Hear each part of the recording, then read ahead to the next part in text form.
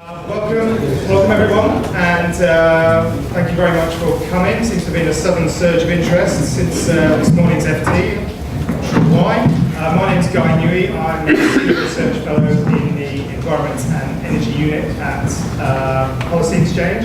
The more perceptive amongst you may have noticed that we've had a change to our panel.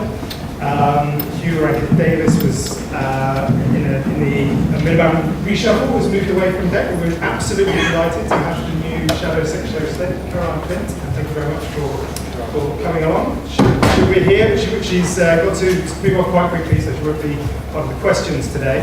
As we all know, the cost of energy bills has become a huge political issue over the last few months. The polls and plenty of anecdotal evidence show it's becoming one of the major concerns for both householders and for businesses.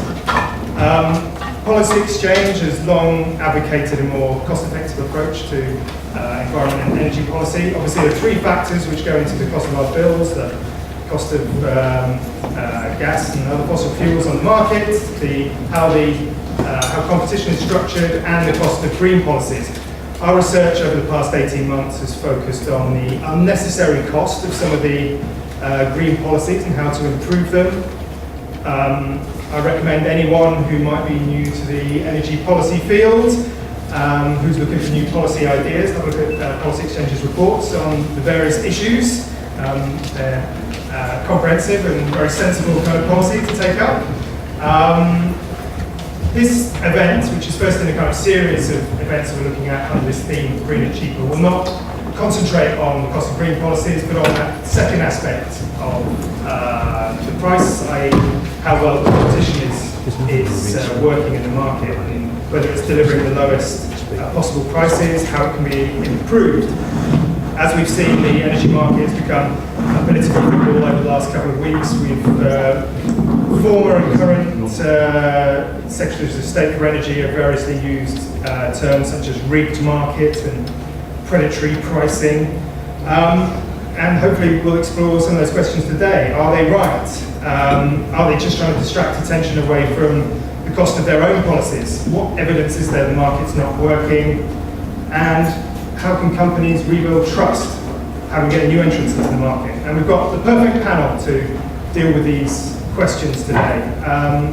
First of all, Ian Marchant, on my first right, is Chief Executive of SSE for almost 10 years. He's a trained accountant. When he took over, he was one of the youngest FTSE Chief Executives. He's initially very tough on the costs for SSE, apparently even banning biscuits as part of a cost-cutting drive. Second to speak will be Caroline Flint, who's the MP for Don Valley since 1997. She's held a plethora of government jobs during the Labour administration: housing, Europe, public health. She was, as we all know, recently appointed DEC Shadow, moving from CLG, so now rather than worrying about bins, she can focus on little matters like keeping the lights on and saving the planet. Richard Lloyd joined Which this year as Executive Director. He's had a long career of campaigning at Shelter, at Landline Action, at Australian Consumers Association, and spent some time as a Special Advisor to Gordon and Brown as well. And finally, Stephen Fitzpatrick, who is the founder and MD of Ovo Energy, which he set up in 2009 with no energy background. Now has 50,000 customers and has a target of 1 million by 2020, and was voted the best for customer service by Which last year. I'm going to ask Ian to speak first.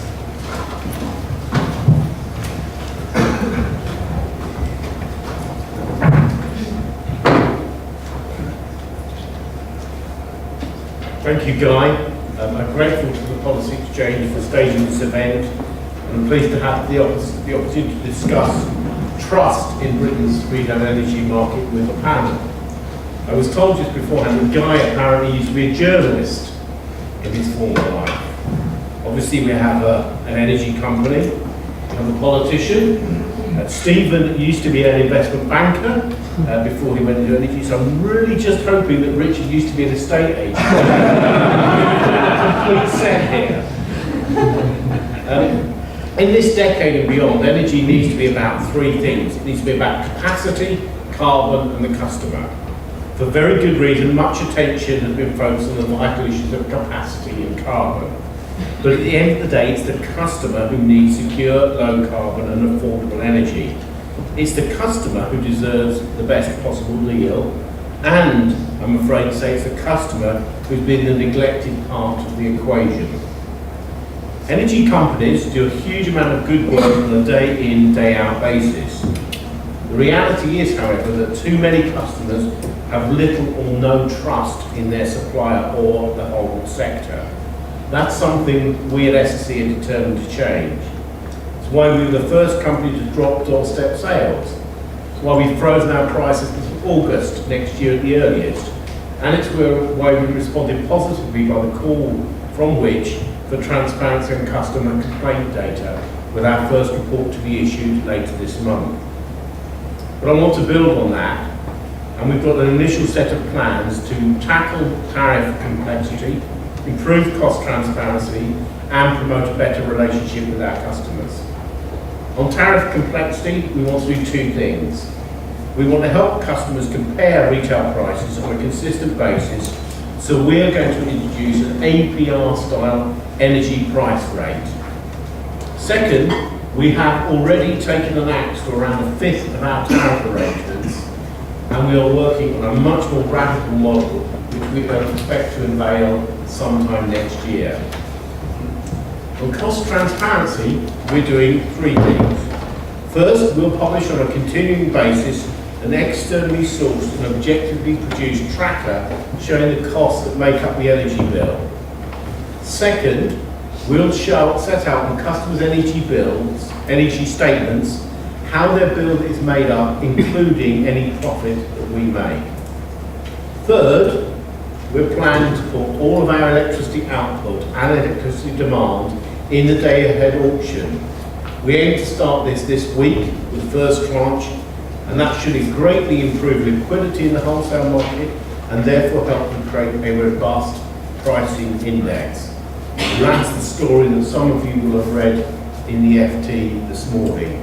I have to admit, we were hoping for a couple of column inches on page 21, not the lead story.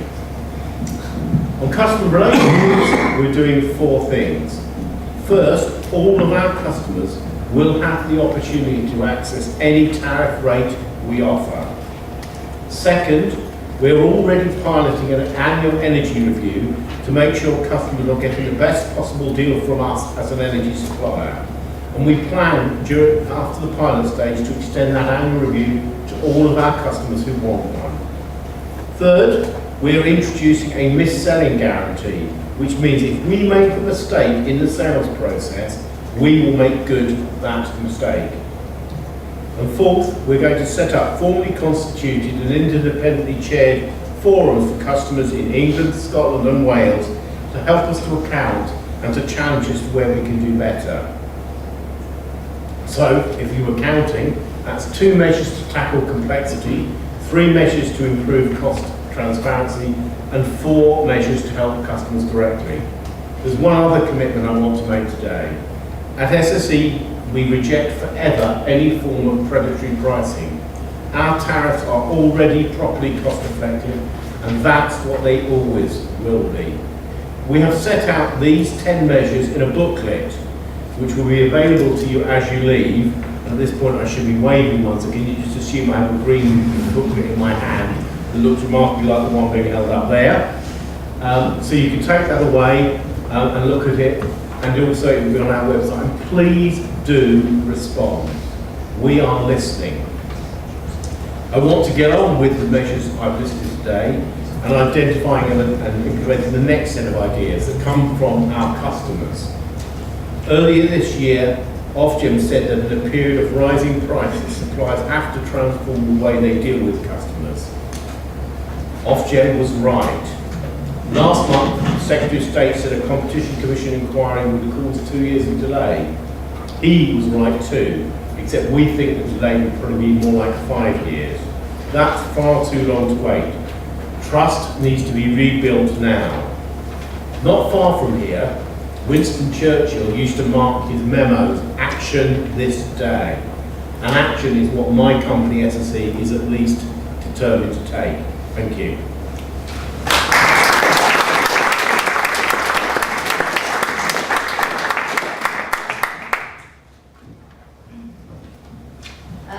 Thank you very much, and I'm glad I was able to be here today. I didn't realise that when I confirmed that I would be coming along to attend instead of Hugh, that last night we had such an exciting announcement, but it is good to be here. And Ian, I may share something with you, because when I was the Europe Minister at the Foreign Office, I used to have so many meetings during the course of the day with various colleagues from around Europe that I could have probably had a biscuit factory, and I did put a stop to it, and so we share something in common there. But also what is great today is the announcement from Scottish and Southern that from Friday they'll be offering their electricity to sale to any household supplier. And you know, it seems a long time ago actually, but it's only a couple of weeks ago that at Labour Party conference, Ed Miliband continued something he started when he was the Secretary of State for Energy and Climate Change, to call for reform to the energy market. It was part of what he was endeavouring to do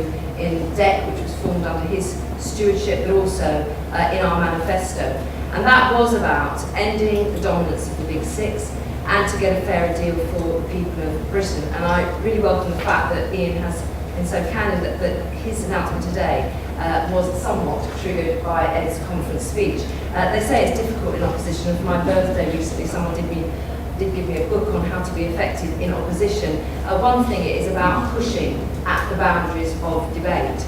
And the fact is, whilst Ofgem argued that actually 20% could be put into a pool, that seems rather conservative given the steer that you've given today, Ian, and hopefully others will follow as to what is possible. I also remember as Europe Minister, I did have some oversight of energy policy in the Foreign and Commonwealth Office. And one of the things civil servants always said was, you know, how important it was to make the case of how in the UK we have been at the forefront of liberalising our markets and opening up competition, and that has been true. And that was a good sell to go to some of those other countries across Europe. It's a bit like a good school. Sometimes schools can be very good and then they can coast and not go any further and not look for more achievement and more success down the road. And I think what we have now is a real debate with some practical propositions on the table that all energy companies and those concerned about the consumer can engage with to see whether we can push the ethos of choice and competition just that bit further. Now, we might not be in government, but I do think that this is a powerful example of how even in opposition we can help trigger a debate and broaden the margins of that debate to get some real outcomes, and we hope the government will do whatever it can to support these ideas. Our aim is clear: to target rising energy prices, which clearly have gone up too far, up nearly half since 2007, and bring them down for the majority of people. You all know the energy market is dominated by the Big Six, and together they supply 99% of consumers' electricity and gas. And I don't doubt for one moment their importance for future investment in energy infrastructure and generation or energy efficiency measures. But we do believe that the market needs to be opened up. We want radical reform to the energy market to get more competition and more transparency. And our plan is to move towards a system where the companies have to sell their power into a pool, and anyone, not just the Big Six, could buy power from there at the pool price. New entrants to the market should increase competition and hopefully drive down prices. It's also been mentioned by Ian already about tariffs and how complex they are. We also want to introduce simpler new tariffs. They are confusing and they're often unfair. Sometimes people are actually doing their best to save energy, end up seeming to pay more, which cannot be right. So they're so complicated that people can't work out if they're paying the right amount. So our plan is to introduce a simple new tariff with a straightforward daily standing charge and cost per unit. Like your phone bill, your energy could be defined in the same way, which will be fair and help customers get a better deal. If we are to tackle climate change and build a new low-carbon economy that will bring new industry and jobs to the UK, people need to know that there is fairness in the way energy is provided and in who pays. So we'll be working through these ideas over the autumn, and we really welcome your input. And coming into this job in the last few days, it's great to see that this debate has opened up even more than I possibly could have imagined when Ed made that important phone call to me at the weekend. But we also need to ask really hard questions and be unafraid of tackling vested interests rather than just accepting the status quo. So today's announcement is welcome, but it's only the first step, and we want to see what the other big five will do to follow suit. Thank you very much.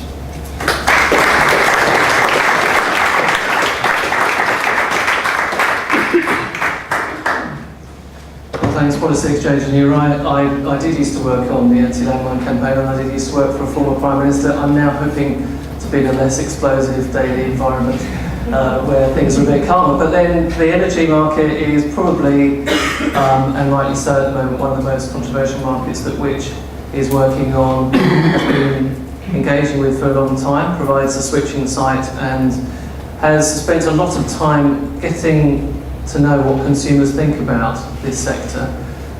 You're right, Ian, that there are a few professions that are less trusted than yours. I think media moguls and politicians, Caroline, and bankers are rated less highly than the energy sector. But look, what we've got to, I think, focus on is where consumers are right now and why this is, I think, a really key moment in the energy industry. Obviously, with the price increases that have been announced recently, obviously with the onset of winter, and what is now consistently across most of the major energy suppliers' senior teams, recognition that there is a real problem of trust and disengagement, and frankly, not very much in the way of across the board, across the entire industry, consistent effort to try and win back the trust of consumers. So far as we know the detail at the moment, Ian, it's good to hear what you're proposing. We'll look at the fine print as always.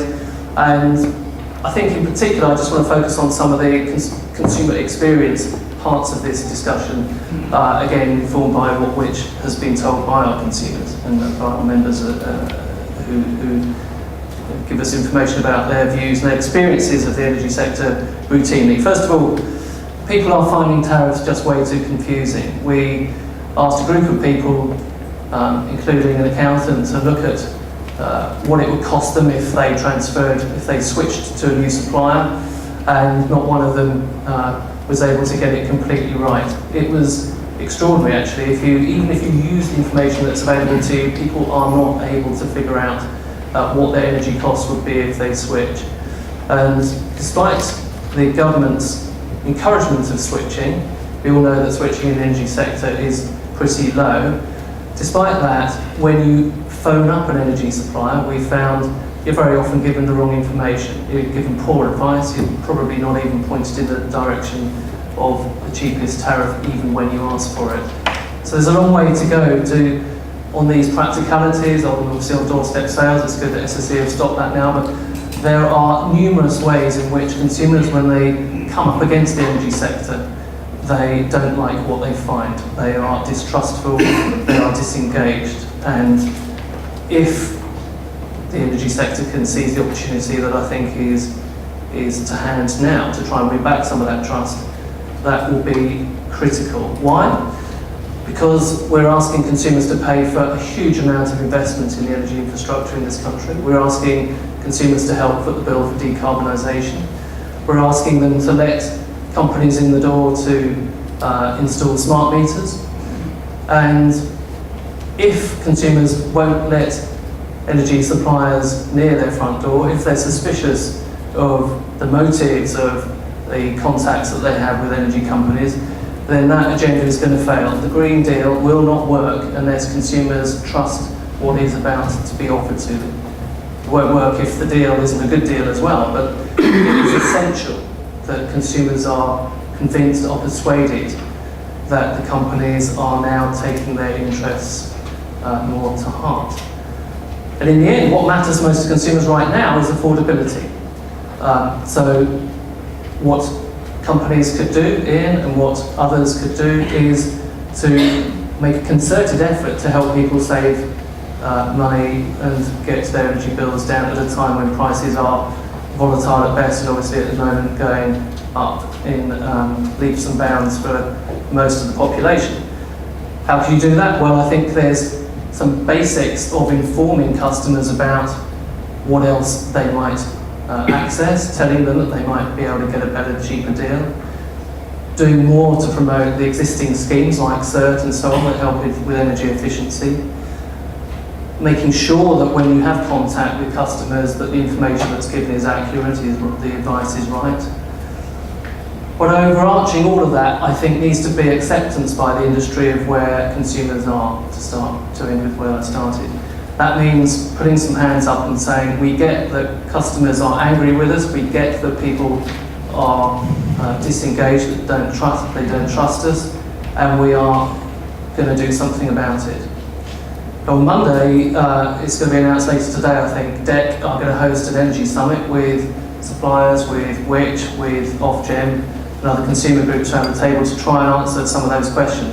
Now, I think that's an opportunity. I hope what we do is get some commitments for tackling some of those bad customer experiences, a down payment on working towards rebuilding trust in this sector, and I hope that despite the concerns of some of the suppliers about that particular approach, that we can start getting some clear, consistent messages to consumers about saving money, what's going on in terms of costs, and transparency about what is driving the increase in prices, and that we seize that opportunity. If we don't, as I said, the decarbonisation agenda, the amount of investment that we're asking consumers to put into the infrastructure is going to be fiercely resisted. We've got an opportunity, let's hope we seize it. Thank you.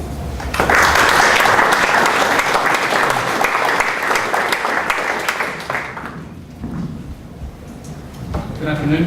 My name is Stephen Fitzpatrick. I'm here from Ovo Energy. A lot of you won't know what that means. So I'm going to take just 30 seconds and give you a bit of background to Ovo Energy and talk a little bit about what we think is important to promote more competition in the energy sector and why more competition is important.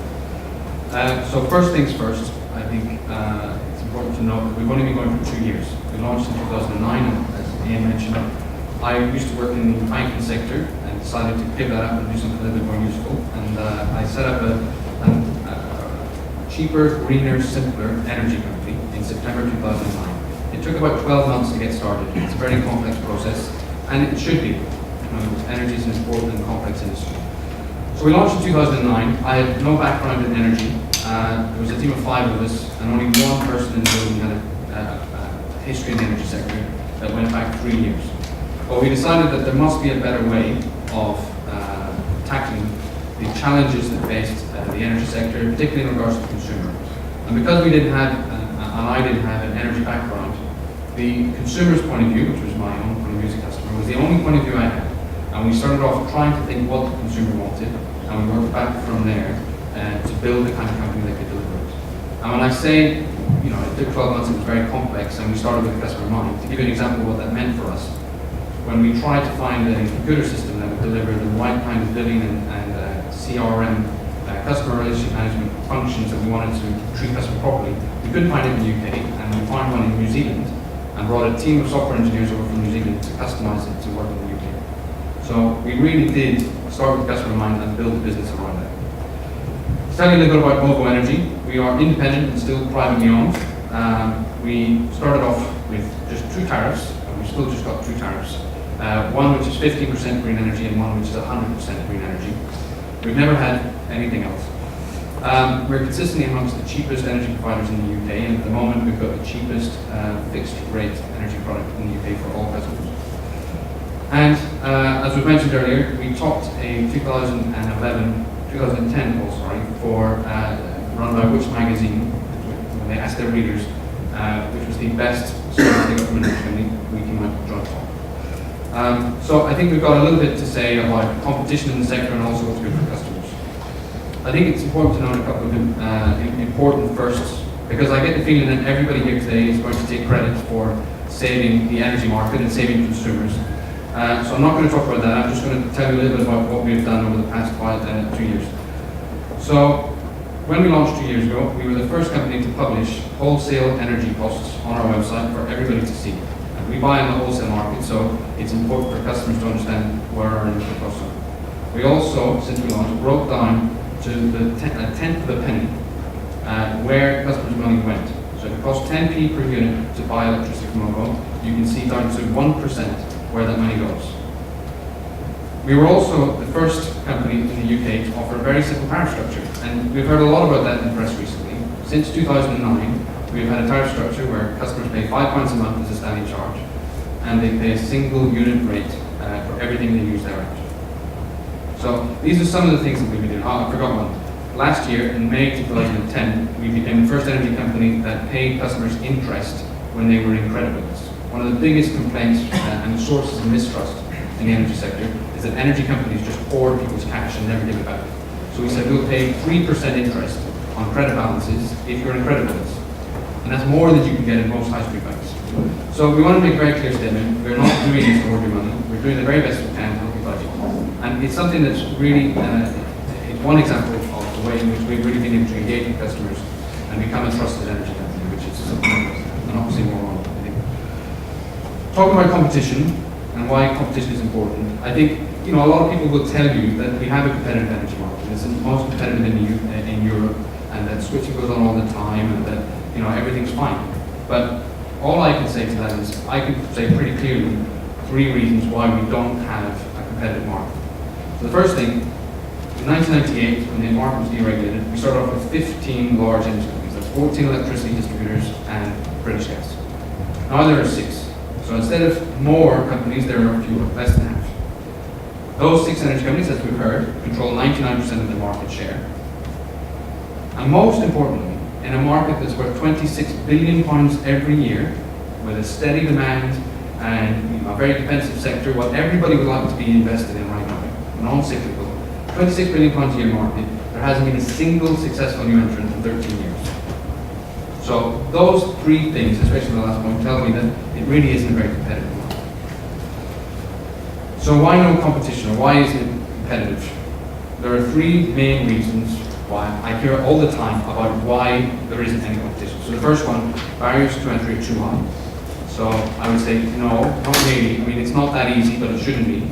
But since 1998, there have been at least 11 new entrants into the domestic energy sector. Some have failed, some still succeeded, but it is possible to get in, and it is possible even for somebody with no experience to start an energy company. So it definitely is possible. The second thing is customer apathy. Customers don't care, they don't switch, they're confused, and so on. And while I agree that that is a problem, 80,000 people a week switch energy providers. That's Ofgem's figures. So that's 4 or 5 million a year. So if that doesn't provide enough space for new entrants to come into the market and win some market share, then I don't know what does. And the last one, the one I guess we're going to talk about later on, is about wholesale market liquidity. And everybody tells me, a lot of people tell me that this is the big reason why you look at all the other sectors in the economy, there's lots of competition. In energy, there's not enough wholesale market liquidity. That's what we need to get competition started. Anybody that's ever asked us, Department of Energy, Ofgem, other competitors, anybody will tell you, we've never had a problem buying gas or electricity. We're currently buying electricity and gas to go up to March 2013. We've always been able to buy as much as we've needed. For anybody wanting to enter the market, I mean, I don't know how much they're looking to buy, but we can probably help them buy a little bit anyway. We will sell them some. Wholesale market liquidity really isn't an issue.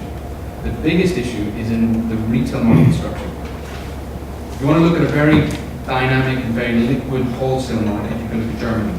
And Ofgem's own figures indicate that it's at least twice as liquid as the UK market. And the reason is that there are literally dozens and dozens and dozens of small independent and large independent suppliers. So the retail market is more competitive, and that drives wholesale market liquidity. So back to my final point about why we don't have competition.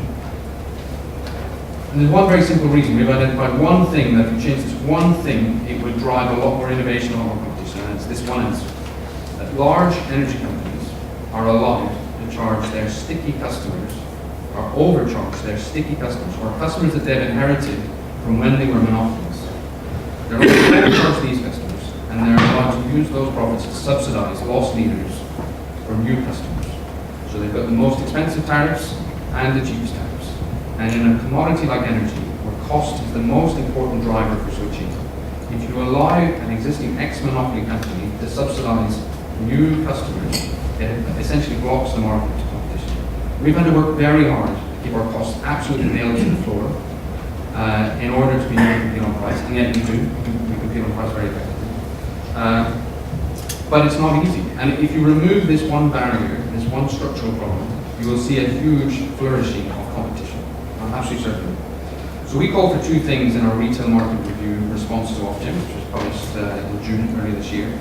We called for this an APR-style comparison metric for all energy companies to be able to provide a transparent measure for customers to compare energy prices. It's not necessarily for our tariff, because we've already got a simple standing charge and a simple unit rate, so we're already there. But we think it would be a good idea for all energy companies at least communicating like that to their customers.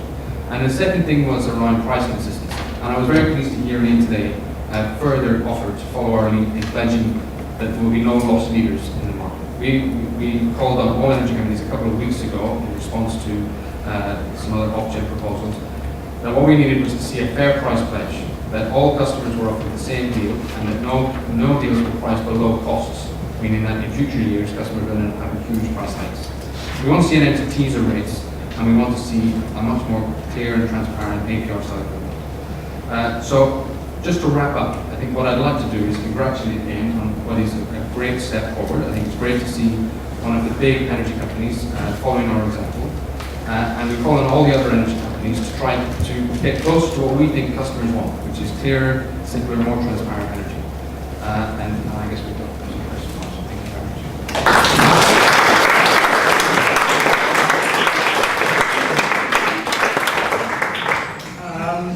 Thanks very much. Just before I open out to questions, I want to follow up with some of the points that were raised there with Ian. Ian, you said we are well listening. Thank you to Caroline. She disappears. What's seen various people trying to take credit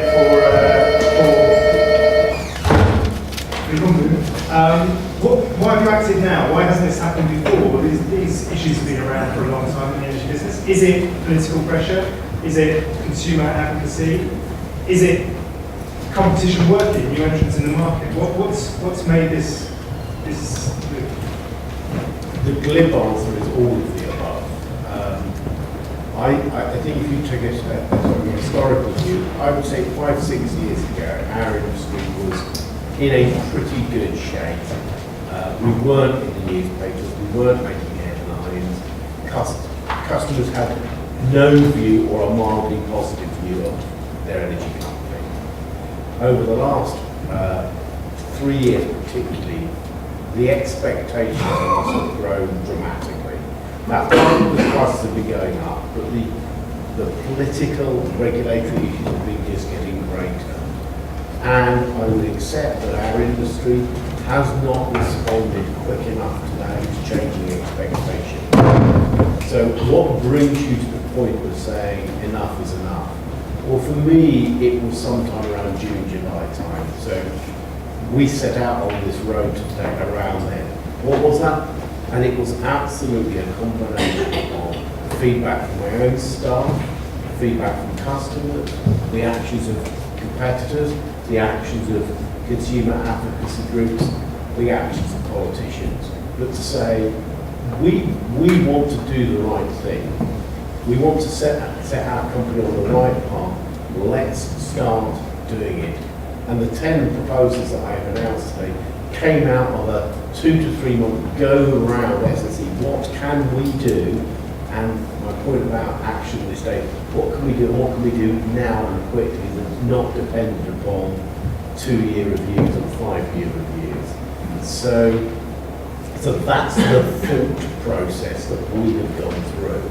And actually I have got no problem in being a good second on stuff. I don't need the credit for people being ahead. What I want to be is ahead of the other 5. That's what drives me. And there is a place in that for large incumbent because quite a lot of the issues that we deal with come from that issue of incumbency. We have to have a larger rate of carry, as Steve developed, because we have a universal service obligation that the new entrant doesn't have. But there's absolutely space in our market for large incumbents and fleet nimble new entrants. And we have suffered in our market for not having good new entrants in the 2006 through 2009 era.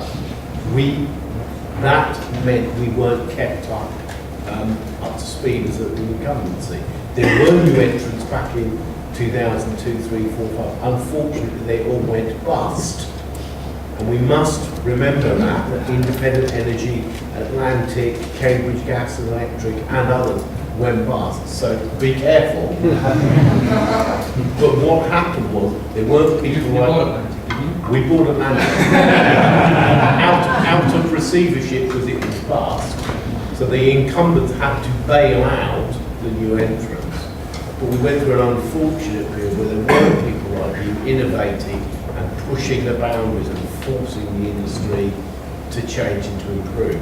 But there is space for both. Do you want to come back? Which bit? Well, the challenge to the new incumbents. Well, I think if you look over the past couple of years at the incumbents that have done well, I have to say to him, we have looked at their model quite closely, and we like what we see. I think this is a company that really, as far as I can see, has never had a predatory policy. It's always had good price consistency and focused on customer service. And if you look at energy companies that do well in customer service, and according to the Which magazine poll that we did rather well on, I think I'm right in saying Ames company was behind at the top of the other five. So We win the fat man's race. You may win the race, but we win the fat man. it's an interesting Well, that's Now I can say that with my that's enough of agreeing. Hopefully, I'd like to open it up to questions. I'll probably take two at a time. I'll just ask you to identify where you're from and try and keep them reasonably brief. I'll go to Jeremy first, and then any others. And then the chap just next to the camera there. There's a mic coming around. Jeremy Nicholson from the Energy Intensive Users Group. It's not my job to be nice about energy companies, but in fairness, I think what you've announced today is extremely welcome. Deserve credit for it, and whatever the motivations and questions about timing, it's a step in the right direction. It'll be interesting to see how competitors follow suit. My question does actually relate to climate policy, not the cost, but the effect of some of the policies on liquidity and competition. In particular, two flagship policies, the carbon floor price, which at least for the next decade is going to grant windfall profits to the incumbent nuclear operator EDF, one of the big six, and the contract for difference feed-in tariffs, which I'm sure will be successful in financing renewable vehicles, well-intentioned, but will tie up a lot of power under long-term contracts. Are those measures going to increase liquidity or competition in the market, or decrease it? Hold that thought, and then the chap there, the fourth row back next to the camera. We have that. My name is Sudhir Jananda. I'm a consultant to Cambridge Biometrics. We are an energy environment modeling consultancy. My question really is, could the panel comment on the bullet points which were in the handout? Can tariffs and rules be improved to encourage competition? What about improving energy efficiency? And what about the role of a rising price signal, given that over a longer term, and how many customers can be connected more with their use? We all know when you use energy in the home, you treat it as a zero price because you don't really have any idea of how much energy is being used at the point that you use it, unlike other products that are made by the market. Okay, so that's a question on effective climate policies on liquidity, particularly for price and CFD, and a question about rising pricing. Ian, do you want to go first? Yeah, pick up on Jeremy's point. I think 51% is easy to answer because I think, yes, that is an issue with CFD. It potentially ties up larger and larger chunks of power in long-term contracts through some sort of state body.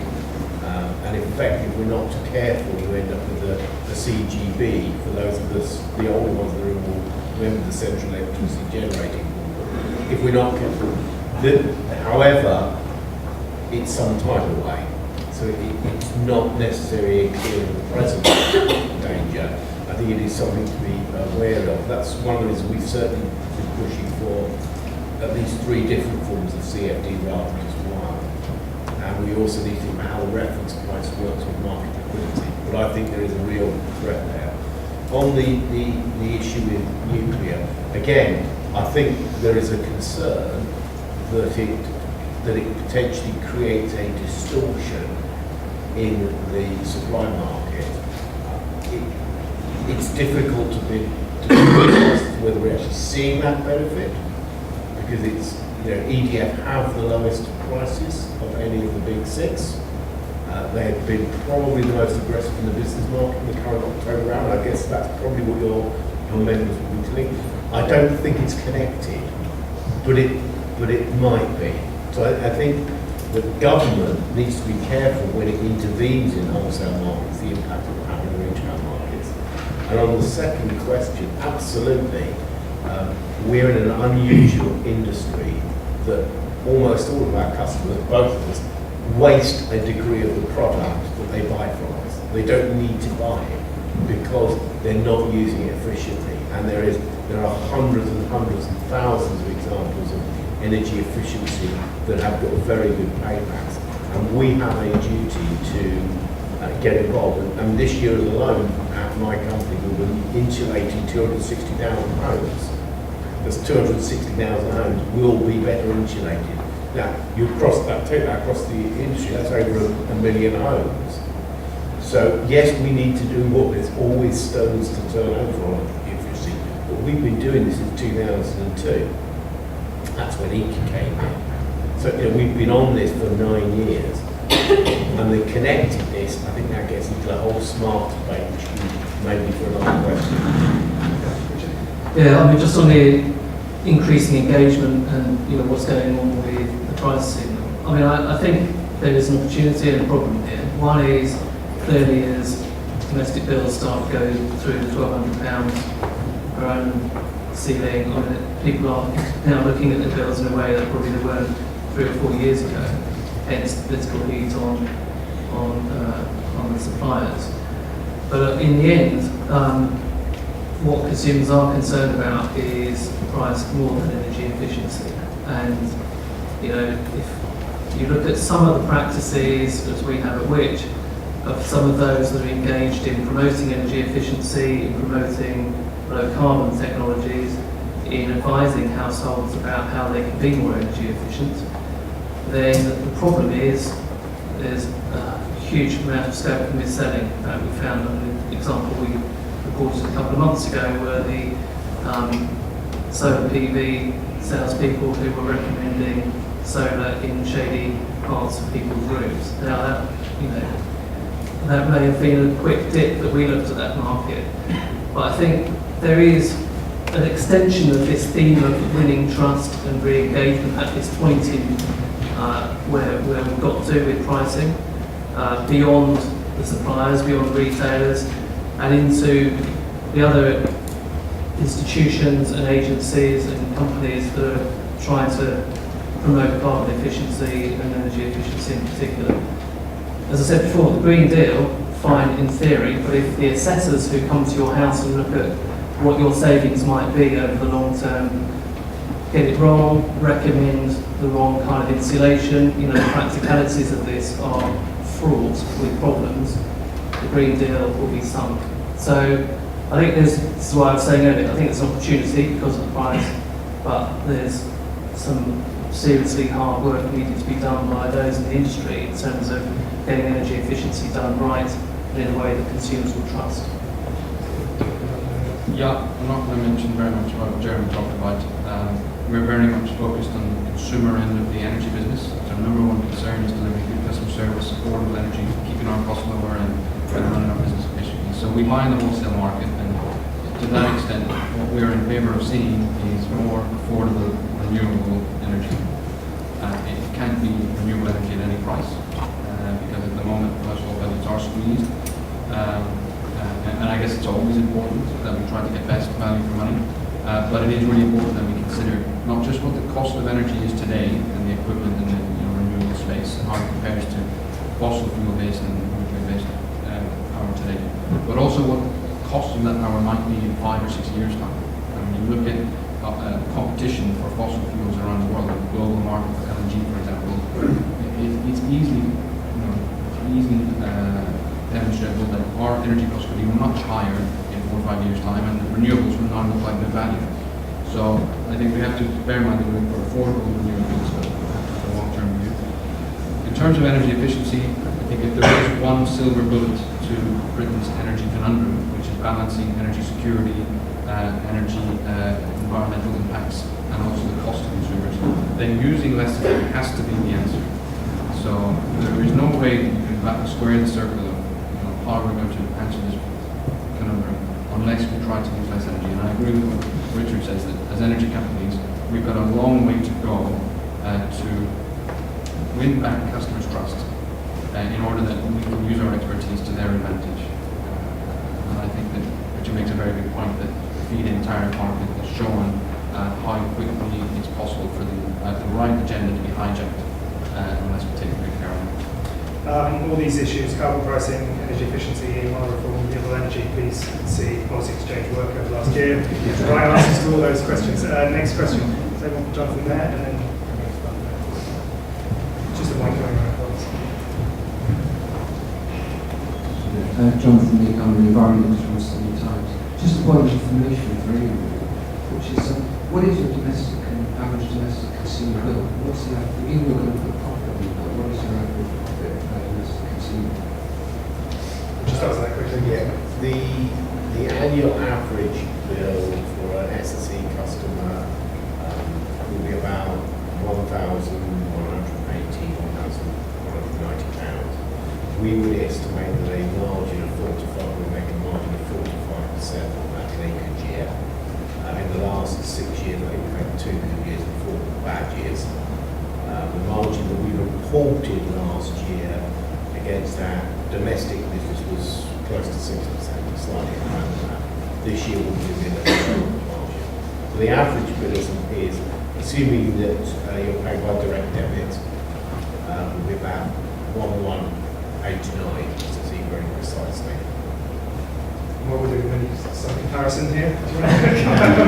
Yeah, so our average customer, I can tell you what our current operation has been the same since March, I think, so our price hasn't changed in March. It's £1,050, and we'd love to make a profit on that. At the moment, we're a growing business. We're expecting to start break even this year, so we really keep our costs to an absolute minimum. And I think what's important, though, is to look at the margin between all of the costs that are fixed or regulated, energy, network costs, monitoring costs, and so on, and the retail price. Because I think the argument about unprofitable energy companies is a bit of a red herring, because what that would imply is that so long as you're only making 2 or 3% profit, you can have a horribly inefficient business, pass it all on to customers, have a really high price, and nobody minds. So it shouldn't be about how profitable you are. I think this is where we need more transparency. It should be about, okay, that's the absolute cost. Now, how far above that do you charge? And whether you're profitable at that price or not is irrelevant. Because we should be saying we want profitable energy companies. It's good for reinvestment. But what we also want are profitable, efficient energy companies. And the best way to get that is more competition, because the market will set the price. And just to show you that competition is working, those two prices are not comparable. Because my price, you can get a paper bill, which you can't. I'll charge you 1% less on competition, right? So mine was down to 11.76. All my customers can have that, only new customers can have that, really existing customers that. For any Ovo customers listening, it's £5 a quarter, and you can get everything. And the government helps him because I have to pay roughly £65 a year on energy efficiency and fuel poverty measures. He doesn't have to pay. So the government is absent, and I don't have a problem with it. I want you to know. Factually, the government has levelised the playing field in favour of small suppliers. Great, I haven't got a problem with it. You should just be aware of that. Competition in action on the platform, and I should say, which not for profit, even. Jonathan, hang on, I'm going to make a point. our switching site is not profit, our business is not for profit. When I talk to consumers in very big numbers, as we do, when it comes to the issue of the profitability of the energy industry, there's this huge confusion because of the vertical integration of the sector about whether the generation side of the business is profitable, whether the retail side is profitable or not, and whether there is transparency about the two. So Ofgem's looking into this, but I've been pleasantly surprised at the sophistication of people that bring in on BBC and so on. They understand that there is a vertically integrated energy market here.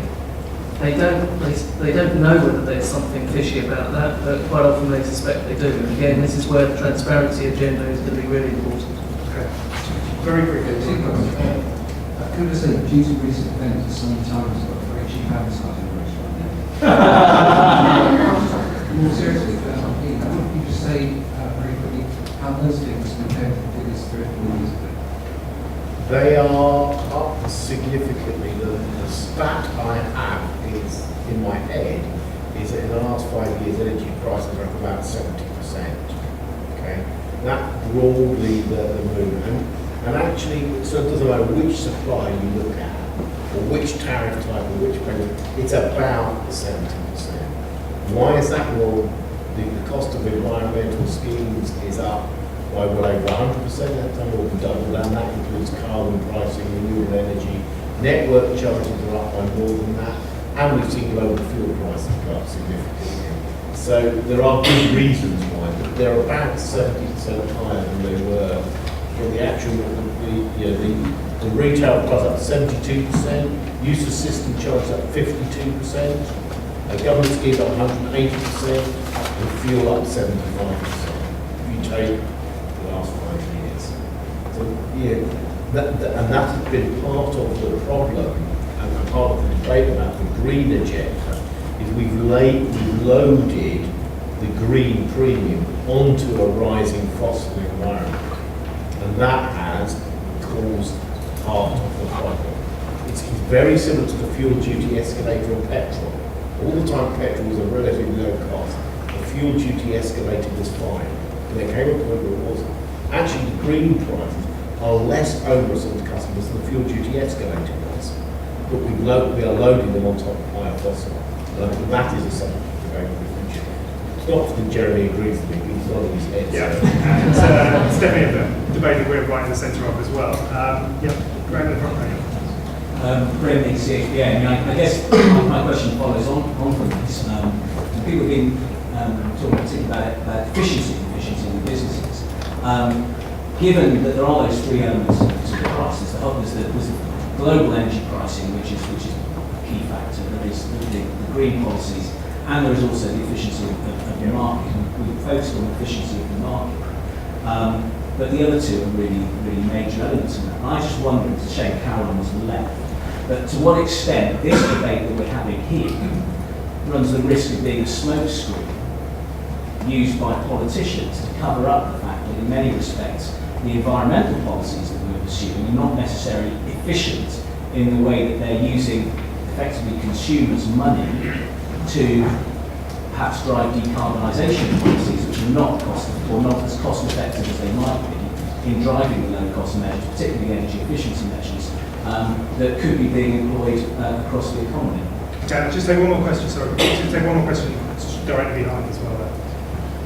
So, David Pearson for Markets and Economics Division. Stephen, I think Ian also mentioned the risk of cross-subsidies from legacy customers to new customers. What specific actions do you think could be taken to address that risk, and who should be taking those actions? Steve, do you want to go first? Yeah, I've got a quick answer for you. We suggested an off-term market regulation improvement to use an existing regulation that prevents pricing differentials for different kinds of customers. So what we want to see is more price consistency, and if you simply say to energy companies that you're not allowed such a wide band of prices, that this is what you claim your costs are for different kinds of customers, then you have to be able to justify the price differential. And if you've got that, then you can allow energy companies to set whatever prices they want, so long as you can see the spread in those prices isn't predatory. So one sense you've got a legacy customer being charged a very high price, knowing that they'll always continue to pay, and then there's a massive difference between the cheapest deal that's on offer. Stephen, doesn't that mean that if I'm, as an active energy consumer who, reads his bill, does the right things, does exactly what the government wants me to do, that I'm going to get punished anymore because I can't take advantage of all the laziness of the Other customers? 70%? Yeah. I don't know that it's laziness, and I don't think it's very helpful to label it as laziness. Well, I definitely think of the last 13 years, energy customers have become bamboozled, is a word that we've heard. There's a lot of confusion, also just a lot of disengagement. And I think that, I have to say, if the cost of having a fairer energy market is that 5% of customers don't get subsidised by pensioners across the country, or people that aren't switching, or legacy customers, then that's a price I think we should be willing to pay. If it means that we're benefiting from an unnatural subsidy brought about by an uncompetitive market, I'm sorry, that's... We're in agreement here. To my mind, what some companies do is predatory pricing. They are pricing significantly below their gross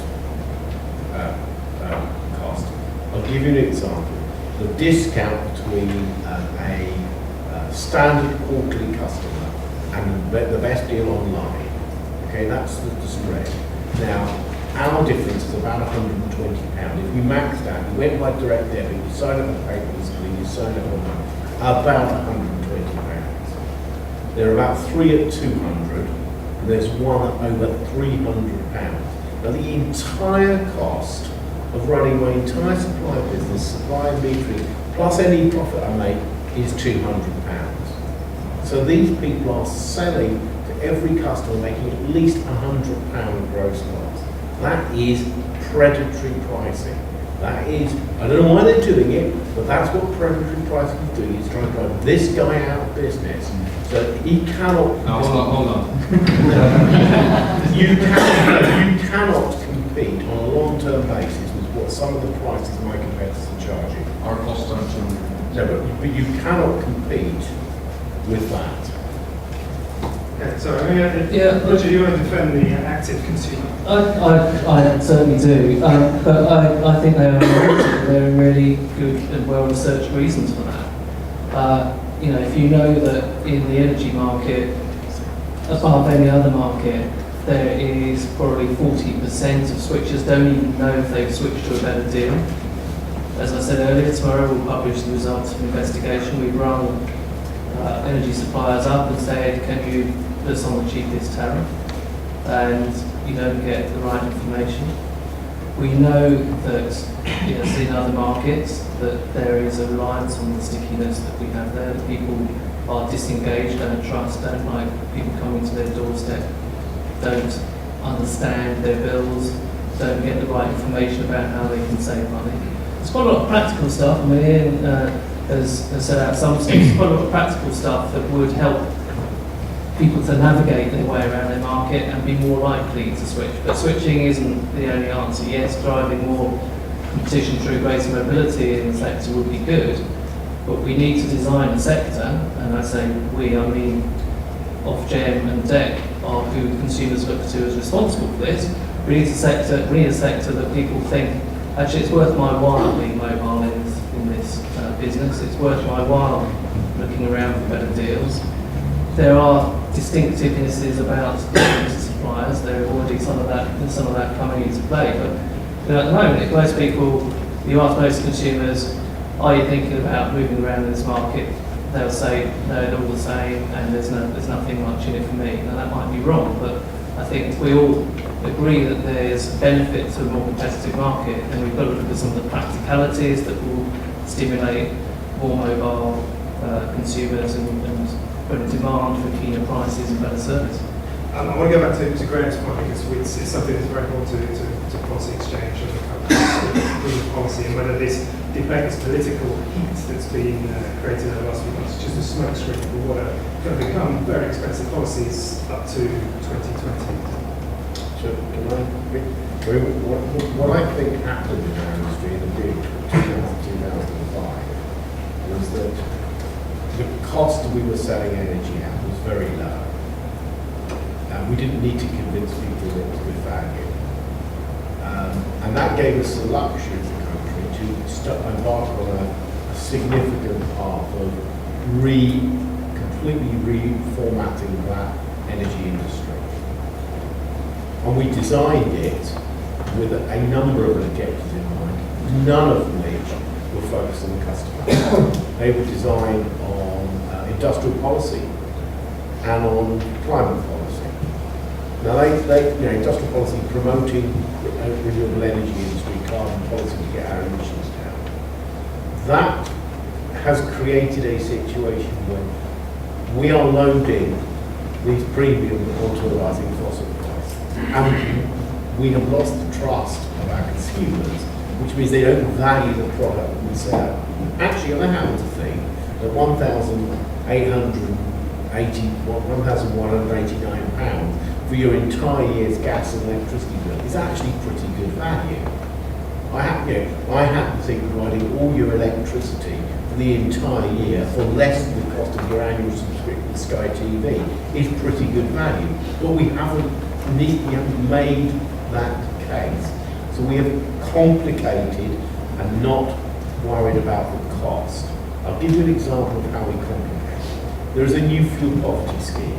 We are forced, standing, to spend 45 to 46 million pounds a year on helping customers in fuel poverty. Now, I haven't got a problem with that. What I have got a problem is the 100 or so pages of detailed documentation and rules that we have to comply with to do it. So we have added cost to a laudable social objective, and there is no guarantee that that money will be spent wisely. Indeed, there will be a lot of that money spent to achieve box ticking, and there's an element of the same on the environmental thing. But I think our industry, as part of restoring trust, we've got to put the customer back at the heart of those policy debates on industrial policy and climate. Yeah, question was about the risk of a smoke screen from all of the competition and consumer affairs that clouding out the bigger question of environmental policy costs. And I guess my first one is that I think all of this talk about market competition and consumer giving, the smoke screen really here is energy companies saying that it's environmental costs that are pushing bills up, and actually it's inefficiency in operations, and it's also energy companies which don't have the consumer's best interest in mind. So I would say it's the other way around. I think if we had a much more competitive retail market, you're going to see lower energy bills regardless of what the environmental component of that is. Like for like, with more competition, you will see lower energy bills across the country. And in terms of the cost of environmental policies, the one thing I would say is that we are very much in favour of affordable renewable energy for everyone. And it leads us to some interesting positions. For example, feed-in tariffs. One of the most inefficient, or micro-generation, one of the most inefficient ways you can generate electricity is solar panels, shady parts of rooms in Scotland. When I was in Scotland a few weeks ago, I heard an advertisement on the radio for people installing solar panels. And it's just not efficient to do that. But one thing I would caution about is if you look at when you start having a very low base price for an essential commodity. Again, we're saying we had a very low base price for the last 20 years on it because of the abundance of North Sea gas. And if you look at what's happened in the US, in particular, I was working in the US for a while, 10 years ago. Petrol there, gasoline, $1 a gallon. And if you think petrol prices have gone up a lot here in the last 10 years, you should try living in the west coast of America when it's gone from $1 to $4 a gallon. Now, the best-selling vehicles in the US during the last 10 years have been trucks with 3.5, 4-litre engines because petrol was cheap. And now all of a sudden, the market in the US is exposed to global forces. The price has gone up. They're not insulated. I mean, in the UK we've got energy prices, gas, petrol prices going up, but because there was a taxation layer that a lot of people will say is doing consumers down, we end up in a situation where energy costs haven't gone up as much because we're in a better place to deal with it. Now, we're in the UK here, 20 years of cheap gas, maybe 30 years of cheap gas. We've built very inefficient buildings. We haven't invested in our legacy housing stock, which goes back 100, 200 years. Our whole country is leaking energy. And there's no point saying that environmental legislation is causing prices to go up. what we should be saying is we should have done this 20 years ago when times were good.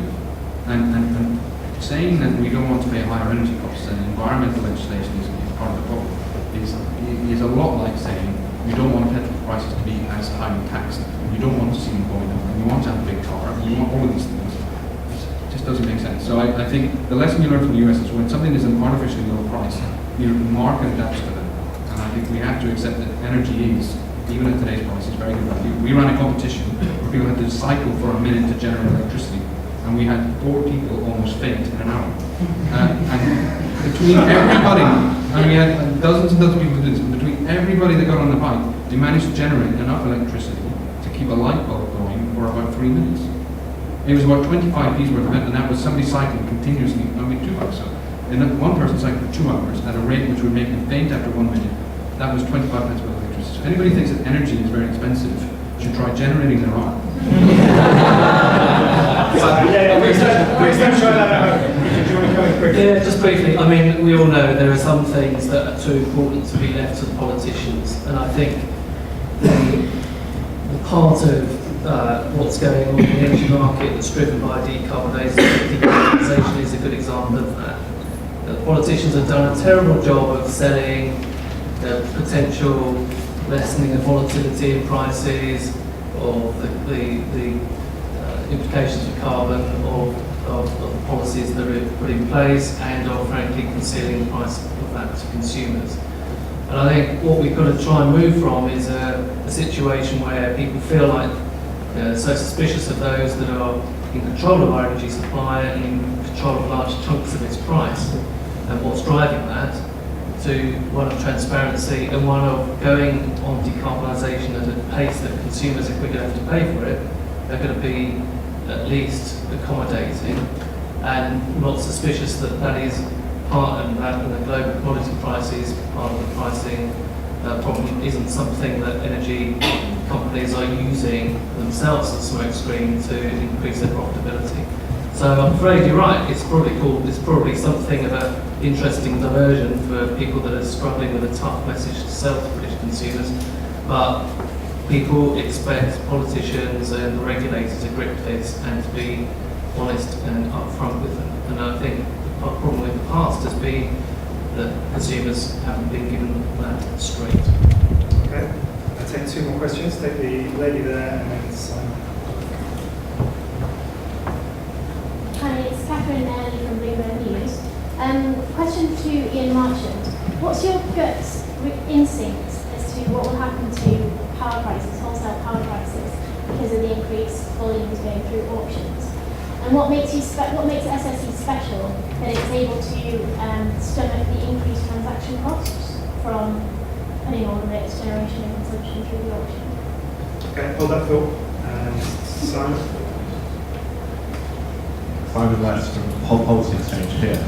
Now, I may be missing something, but I'm a bit puzzled by this term, predatory pricing, that Chris Hume has used and both Stephen and Ian have used.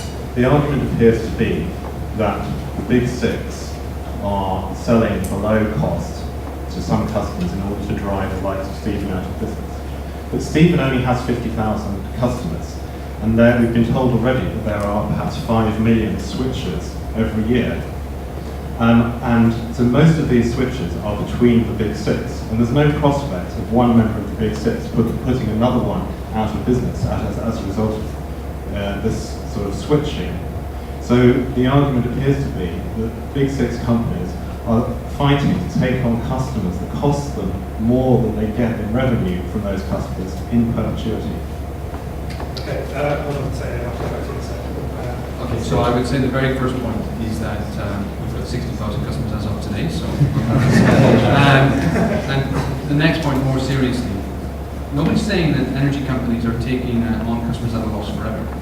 But what happens is you sign up to an energy tariff, it's got a huge £200 discount included in the price, which means it's being sold at the low cost for the first year. After 12 months, nothing happens except that discounts expire. No price change. Under regulation, the energy companies are required to inform you that you're now paying more. Just 6 months after that, you're told your direct debit has to go up because you're now in arrears. And you can't figure out why, because you signed up to a price that looked great. But it wasn't made clear that there was some kind of artificial subsidy included in it to get to that price. So then you end up in a situation where energy customers do their homework, find the best deal, switch to a product that can save them £200 or £300, moving from one member of the big six to another. Probably not Ian's company, because it doesn't do this. Great. And then after 3 or 4 years, you find out, hold on a second, I've just run my price comparison and I can save £300 switching to the company I was with 3 or 4 years ago. And how can that be? Because surely I'm on the best tariff that whoever I'm with is on. So that's what happens. You get this predatory pricing that it's not designed necessarily to be competitive, but it certainly doesn't do the customer any favors because nobody tells the customer this deal only lasts for this long and then you pay more. And if you want to find a reason why energy customers don't trust energy companies, these kinds of tactics and tricks that stem from poor regulation are a big part of the reason. Because people sign up to something and they don't get what they thought they signed up to. So if you have a system where you can establish what the cost of selling a product or service is, you can't sell below that. You can sell as close to that as you want, you can't sell below it. Then what you end up in a situation where energy companies are going to be selling at sustainable prices. And if we can't match that, then there's no place for us in this market. But what we don't want to see is us sticking to our position where we treat customers fairly and every single customer gets offered the best deal we can offer them. Customers automatically get offered the best deal we sell to new customers after 12 months. So we want to stick to that policy because we think it's right for customers and we think it's the right way to do business. But when other companies are prepared to discount for 12 months and tease customers in with this great rate and then the prices suddenly go up, then we feel that that's a real handicap to our growth. So we want to see customers being treated more fairly. I think all energy companies will do better.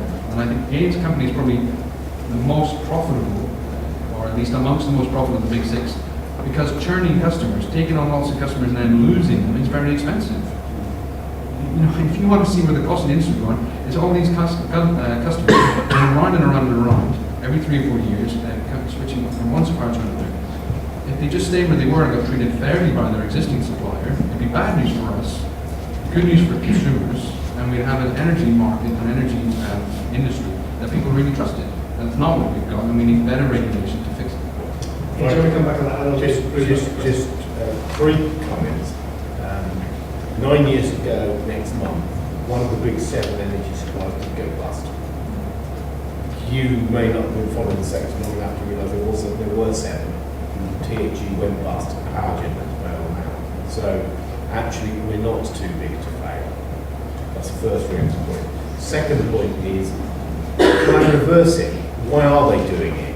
You said, well, they can't be doing it for this reason. Why are they doing it? And they're either preying on him or their own customers. They must. Why do you sell at a loss? They're not. Let's assume that they're behaving rationally. They must be doing one of the two. I think it's both, because it actually stops him growing, and actually they say we'll get it back from enough of the customers because they won't understand that they've been missold. And the third thing just struck me in your question, and actually I've decided I shouldn't be part of the ERA. I want to join a small suppliers organisation because I seem to get on better with him than I do with my other competitors. But that wasn't part of the Small the Bloomberg question, the transaction cost, the economies of scale. Basically, if you're putting a large volumes on, you don't have to pay the same transaction fees you do small volumes. I'm not going to say any more than that, we're prepared to bear the cost. In terms of what will it do, I don't know what it does to prices.